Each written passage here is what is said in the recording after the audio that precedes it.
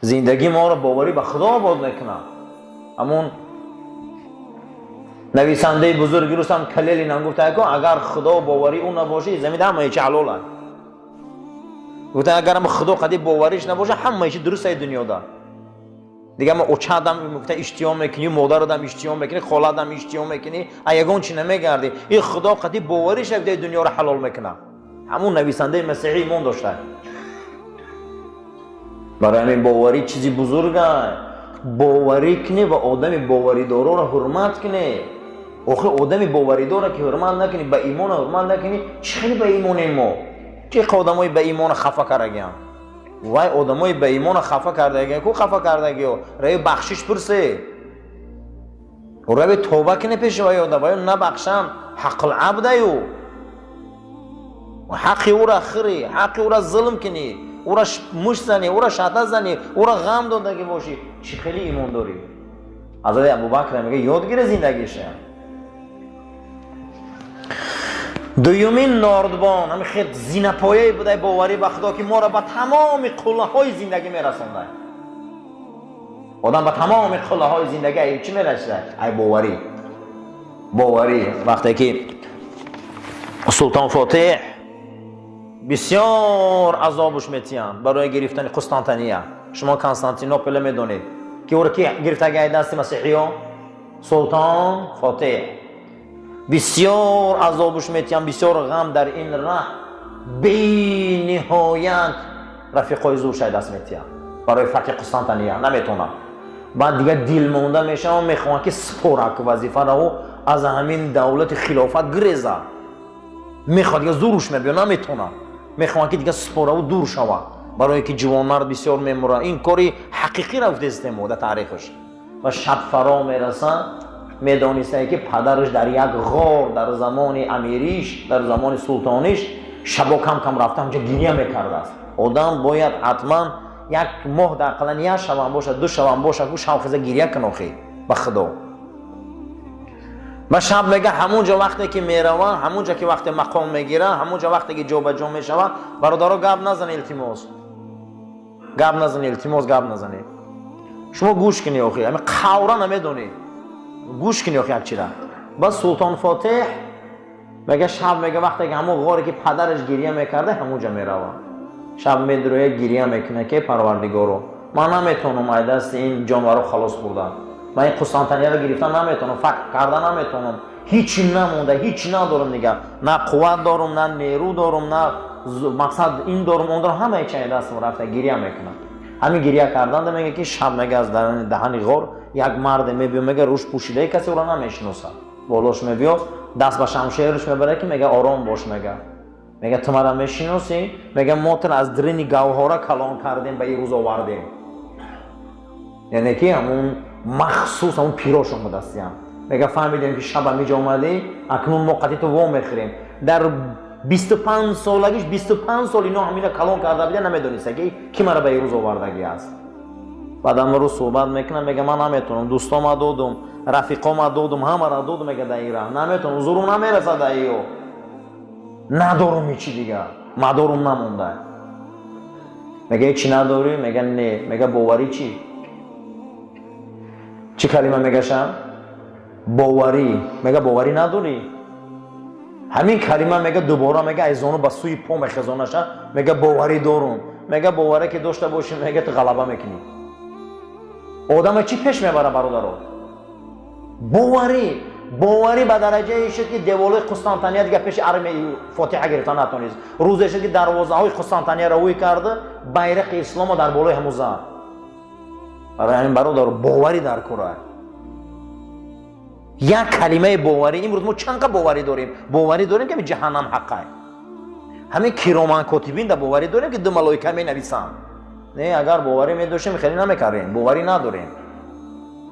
باوری نداریم. نیست باوری نداریم. آدمایی که باوری دارن او را حرمت نمیکنیم. باوری کردن در کره. باوری این دنیا همینه که من باور دارم خدای حقه.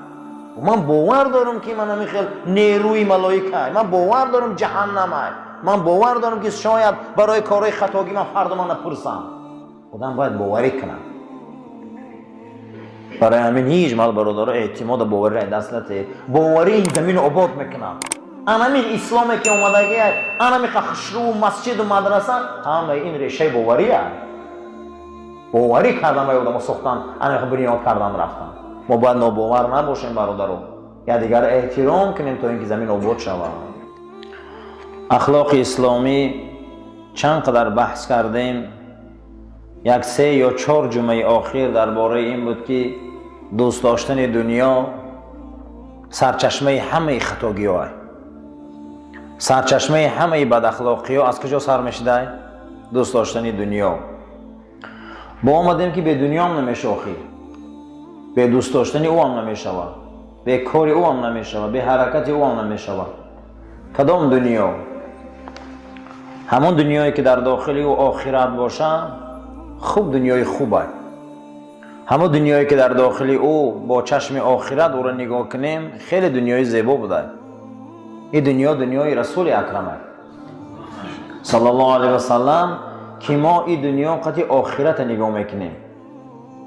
در این دنیا آخرت آباد صاحب میشیم. این خیلی دنیا باشه هیچ گپ نداره. درباره همین بحثا بود. 2 جمعه آخر ما درباره این بود که یکی از سبب‌هایی که دنیا آباد میشوه همینه که آدم باید مرگ یاد کنه. آدم که مرگ که یاد کرده این دنیا بسیار کارهای بد اخلاقی نمیکنه. دوم یاد آخرت که ما چند قدر آخرت بینی داریم. انا امروز آمدیم یکی از مسئله هایی که دنیای ما رو آباد میکرده، اخلاق اسلامی را به قوت میکرده است، تربیت دینی را به قوت میکرده است، این دنیا رو آباد میکرده است، آخرت خیلی و خیلی برای ما گسترش گلستان میکرده است.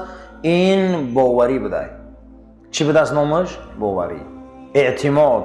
باوری به چی؟ به خدا. که ما چند قدر به خدا باوری داریم. خدا باوری چیه؟ باوری خودش چیه؟ که همه ما در این بابت صحبت ها میکنیم. یکی از ریشه های اخلاقی این باوری به خدا بوده است. روایت حدیث بوده است از رسول اکرم صلی الله علیه و سلم که حضرت گفته بوده استیم باوری به خدا بهای تمام قیمتترین چیزی که در این دنیا برای انسانیت موندگی است، چه او جانش باشه چه او طلا باشه، چیزی که برای انسانیت غال قیمت موندگی است، بهای آن همون گفته این باوری به خدا است. خواهی که در این دنیا به همه چیز صاحب شوی او چی بوده است؟ باوری به خدا. باوری به خدا یگان چیز به باوری به خدا برابر نمیشده است. قیمتترین متاع و مال دنیا را امروز یک طرف مانو برابر ده همون که از او 1000 بار بالاتر هم 10,000 بار بالا هم چی را ما باوری به خدا را. انسان وقتی که به خدا باور داشتگی باشه و آدم اخلاق داره. انسان وقتی که به خدا باوری داشته باشه این دنیاش آباد است. جناب پیغمبر که باوری به خدا بهای تمام هستی همین دنیا است. همین دنیا را سیاره همین دنیا را زمین برابر ایمان رو ندان. برابر چی ندان؟ ایمان رو ندان. وقتی تو باوری به خدا داری ای همین سیاره را تو قیمتی. حضرت ابوبکر صدیق رضی الله تعالی عنه وقتی که میبیاین این قدر دارایی دارن همین حضرت بلال رو کی میخره؟ برای چی میخره؟ برای ایمان. برای چی میخرم او را؟ ایمانش. اما در پیش بعضی از افراد با ایمان قدر نداره. ابو جهل چی میگن؟ تا یک تنگه پوچک میدادی من سیاره میدادم تا چی پول بسیار میتهی؟ برای بعضی آدم ایمان اهمیت نداره. برای بعضی آدم ببینید که ایمان چی گونه اهمیت داره. بعد از او حضرت در جواب چی میگن ابوبکر صدیق؟ اگر قدر ایمانی را میدونستی کو، اگر قدر ایمانی را میدونستی 16 17 تنگی طلایی چولی تو قدر ای را نمیدونی. آیا یگان مراتبه از روی ایمان یکدیگری من حرمت کردگیم کم میکنیم؟ هم خیلی هست یا نه؟ خیلی باوری یکدیگری من حرمت نمیکنیم. خیلی باوری ها یکدیگر من قدر نمیکنیم. برای خریدن عمو بلال کی بیرون میبراید؟ کی میبه قدی مشرکات شرطنامه میبنده؟ کی مشرکات قدی صحبت میکنه؟ ابوبکر صدیق خدای نکنه یا مسلمان در یک بلا گرفتار نشوه، یک نان دادن در میترسیم. یک دانه نان همی دهن محبس بریم که باید درست کنیم. یا مسلمانی واقعی خیلی این گپی کلانه که یک انسان باوری یک آدم حرمت کنه. برای آن همین ما یک دیگری ما قدی با سلام خوب نمیکنیم، علیک خوب نمیکنیم، دنیا ما بیزه. ما ایمان یک دیگری ما حرمت نمیکنیم که همه آدم مسلمانی ما نیاخی. اولین چیزی که دنیا رو آباد میکرده این چی بوده عزیزان؟ اعتماد، باوری و باوری همون آدم حرمت کردن. یا باوری همون حرمت کنیم.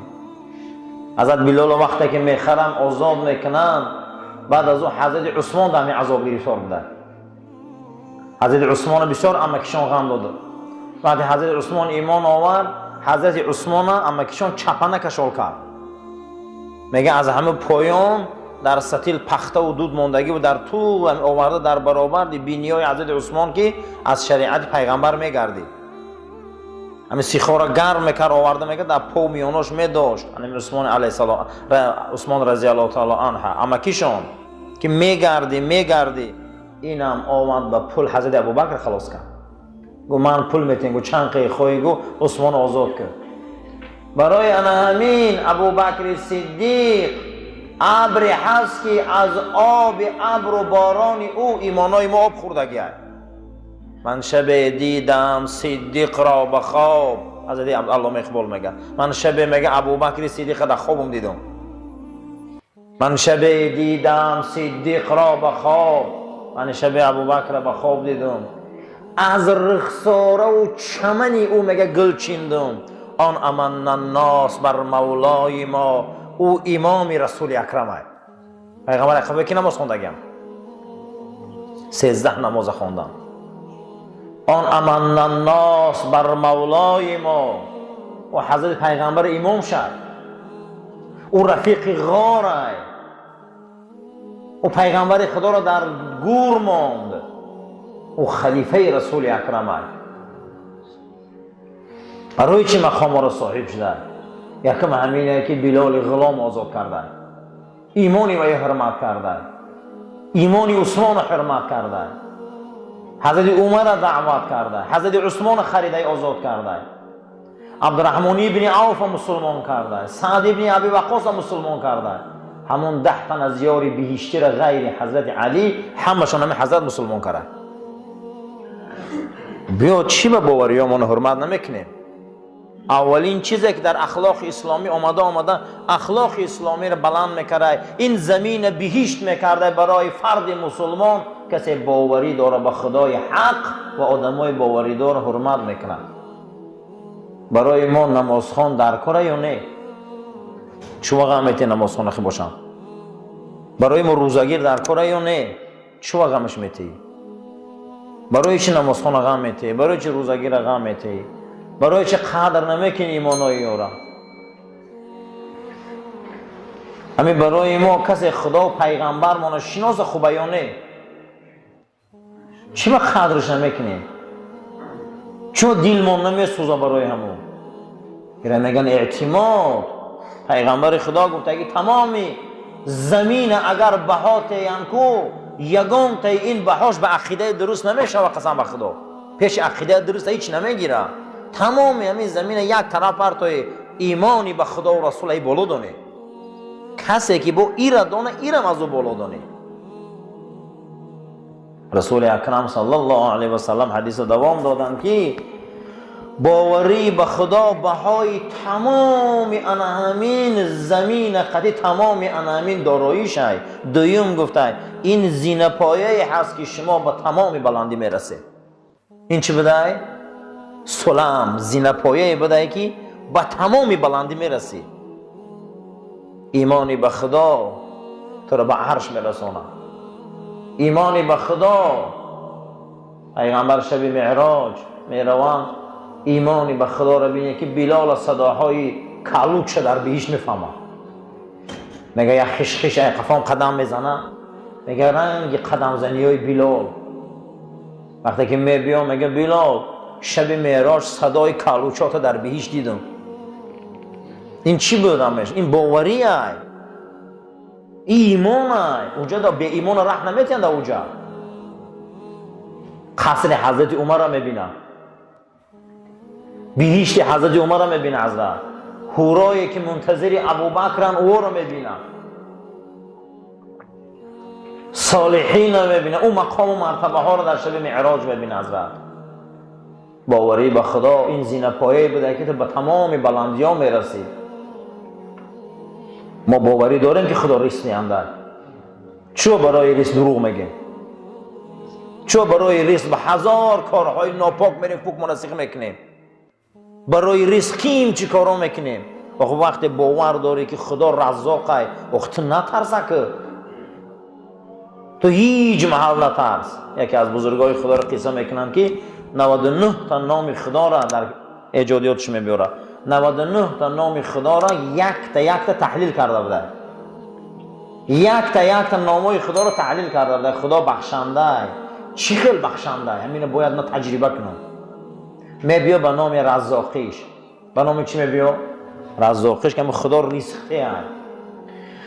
بعد از اون میگه خدا ریسخته باشه، چی من در ریسخ میتینه؟ من هیچ نمیخورم. همین آب و نان من نمیخورم، همین ریسخ باشه اگه هواش ای برمون.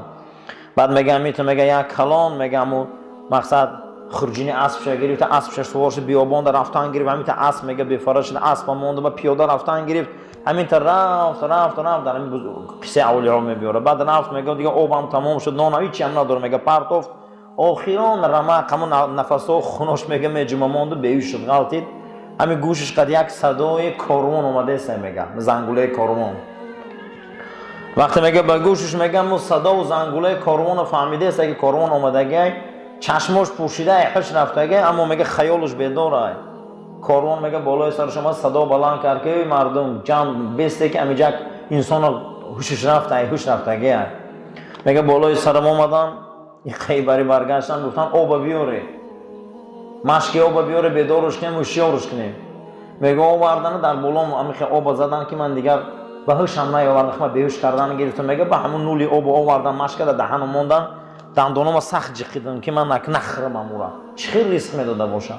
بعد دهنش سخته نمیشوه، همین که کردن نمیشوه. میگه بعد در همونجا یک کاروانچیش میگه آدمی کمتر میگه چقانتر این برای نگاه کرد هیچ چیز نمیگه. و من اصلا قدم میگم در همین دهنم من میگه زد، میگه دندونم شکست، همین شکسته از همه حلقم پایان میگه نولی هم آب برد و معده‌ام در ریخت. بعد از میگه با هوشیار شدم، گفتم چیزی را که تو تقدیر کردگی باشی دهن من نمیشکنه در میدان جا میکنم. همین برای همین عزیزای هیچ محل برای ریسک زیق نشوه. این سبب بالا پایان دویدن ما. رزاق اوای باوری داریم که همون ریسک میتیم. اصلا برای ریسک حرام در نروی، نخواه آدم برای ریسک حرام در روه، نخواه که آدم برای ریسک حرام در روه، نخواه که آدم برای ریسک همین روز برادرش خفه کنه. رنگی تورتنک بوری در 10 جا تور تنیده، لیکن در 10 تورتنک 10 جا تور میتنه، در یک هفته یک تشت پشه میزنه. اینا هم خیلی هم 10 جا دست و پا داره، اینجاش میدوه اینجاش میدوه اینجاش، لیکن نمیدونه که تقدیر شده رو میخوره، نمیدونه که همون تقدیر شده رو میخوره. با ماینا با همون ریسک حرام ده پگه جوابه، با ریسک شبهه ده جوابه، او ریسک پلیده که خورده با جوابه.